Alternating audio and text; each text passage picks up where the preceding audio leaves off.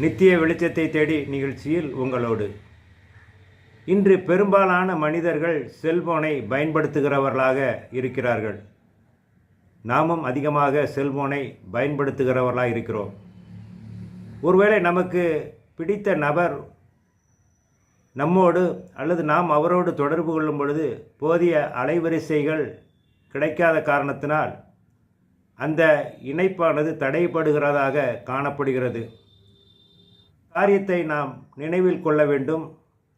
நாமும் ஜெபிக்கும்போது நாம் தேவனோடு கூட அந்த இணைப்பிலே நாம் இணைந்து கொள்கிறோம் என்பதை அறிந்து கொள்ள வேண்டும். மத்தேயு 6 அதிகாரம் 6 சொல்கிறது, நீயோ ஜெபம் பண்ணும்போது உன் அறை வீட்டுக்குள் பிரவேசித்து உன் கதவை பூட்டி அந்தரங்கத்தில் இருக்கிற உன் பிதாவை நோக்கி ஜெபம் பண்ணு. அப்பொழுது அந்தரங்கத்தில் பார்க்கிற உன் பிதா வெளியரங்கமாக உனக்கு பலனளிப்பார் என்று சொல்லி நாம் வாசிக்க முடிகிறது. நாம் தனி அறையிலே நாம் ஜெபிக்கும் பொழுது தேவன் அந்த காரியத்தை பார்க்கிறார்.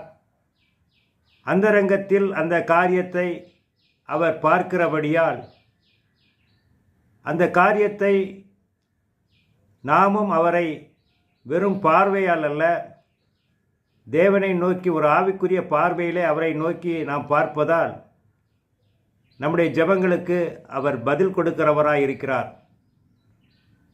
இன்னொரு காரியத்தை வேதத்திலே சொல்கிறார், 2-3 பேர்கள் என் நாமத்தினாலே எங்கே கூடியிருக்கிறீர்களோ அவர்கள் மத்தியிலே இருப்பேன் என்று சொல்லி நமக்கு வாக்கு கொடுத்திருக்கிறார். ஆகவே நமது ஆண்டவராகிய இயேசு கிறிஸ்து அவர் எடுத்துக்கொள்ளப்பட்ட அந்த பரமேறிய அந்த காரியத்திலே நமக்கு ஒரு வாக்கை கொடுத்திருக்கிறார். வெளிப்படுத்தல் 2 அதிகாரம் 1 நாம் வாசிக்கும் பொழுது, எபேசியின் சபை தூதனுக்கு நீ எழுத வேண்டியது என்னவெனில், 7 நட்சத்திரங்களை தமது வலது கையில் ஏந்தி கொண்டு 7 பொன் குத்துவிளக்கின் மத்தியிலே உலாவுகிறவர் என்று சொல்லி நாம் வேதத்திலே வாசிக்கிறோம். ஆகவே அருமையான தேவனுடைய பிள்ளைகளே, நாம் எங்கு கூடியிருந்து ஜெபிக்கிறோமோ அங்கு உலாவுகிற தேவனாய் நமக்கு இருக்கிறார். ஒருவேளை நீங்கள் தேவனை தாயாகவோ தகப்பனாகவோ கணவனாகவோ மனைவியாகவோ சகோதர சகோதரியாகவோ உற்ற நண்பராகவோ இப்படி ஏதாவது எந்த உறவில் இருந்தாலும் அவர்களோடு உறவாடும் பொழுது நிச்சயம் நமக்குள் அவருக்குள்ளும் நாம் தொடர்பை ஏற்படுத்தி கொள்ள முடியும். நாமும் தேவனும் ஒரே நேர்கோட்டிலே சந்திக்கக்கூடியவர்களாக நாம் காண முடிகிறது. அதுதான் அருமையான கடவுளோடு நாம் தொடர்பு கொள்ளுகிற ஒரு காரியம். பிதாவை நோக்கி நாம் ஜெபிக்கும் பொழுது தேவன் நமக்குகிறவராக இருக்கிறார் என்பதை நாம் அறிந்து கொள்ள வேண்டும்.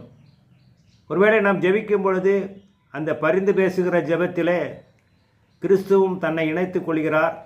ஜெபத்திலே பரிசுத்த ஆவியானவரும் நமக்கு துணை செய்கிறார். ஆகவே அருமையான தேவனுடைய பிள்ளைகளே, சங்கீதக்காரன் தாவீது எப்படியாக சொல்கிறார், நான் தேவனை நோக்கி பாடும் பொழுது அவரோடு தொடர்பு கொள்ளும் பொழுது அவருடைய உள்ளந்திரியங்கள் செயல்படுவதாக உணர்ந்திருக்கிறார். ஆகவே நம்முடைய ஜெபத்திலே நாம் ஜெபிக்கும் பொழுது நம்முடைய உள்ளந்திரியங்கள், நம்முடைய மனமும் நம்முடைய இருதயமும் தேவனை நோக்கி ஜெபிக்கும் பொழுது அந்த தொடர்பை நம்மால் ஏற்படுத்தி கொள்ள முடிகிறது. அப்படிப்பட்டதான கிருபைகளை உங்களுக்கு இந்த நாட்களிலே தேவன் தருவாராக. மறுபடியும் சந்திப்போம். நன்றி.